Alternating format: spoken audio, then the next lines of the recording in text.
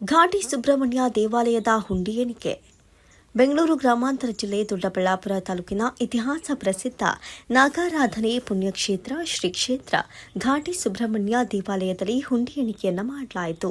ದೇವಾಲಯದ ಹುಂಡಿಯಲ್ಲಿ ಒಟ್ಟು 66,83,320 ರೂಪಾಯಿ ಹಣ ಹಾಗೂ 2 ಕೆಜಿ ಬೆಳ್ಳಿ, 280 ಗ್ರಾಂ ಬೆಳ್ಳಿ, 2 ಗ್ರಾಂ 700 ಮಿಲಿ ಚಿನ್ನ ಸಂಗ್ರಹವಾಗಿದೆ. ಇಂದು ಬೆಳಗ್ಗೆಯಿಂದಲೇ ಪೊಲೀಸ್ ಬಿಗಿ ಭದ್ರತೆಯ ನಡುವೆ ದೇವಾಲಯದ ಕಾರ್ಯನಿರ್ವಾಹಕ ಅಧಿಕಾರಿ ಎಂ ನಾರಾಯಣ ಸ್ವಾಮಿ, ಮುಜರಾಯಿ ಇಲಾಖೆ ತಹಶೀಲ್ದಾರ್ ಜೆ ಹೇಮಾವತಿ ನೇತೃತ್ವದಲ್ಲಿ 50ಕ್ಕೂ ಹೆಚ್ಚು ಜನ ಭಕ್ತಾದಿಗಳಿಂದ ಹುಂಡಿ ಎಣಿಕೆ ಮಾಡಲಾಯಿತು.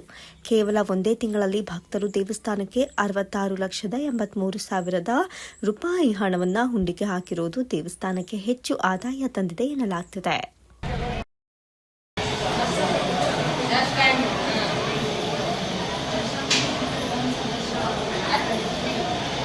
मतलब 10 बार होता है, मतलब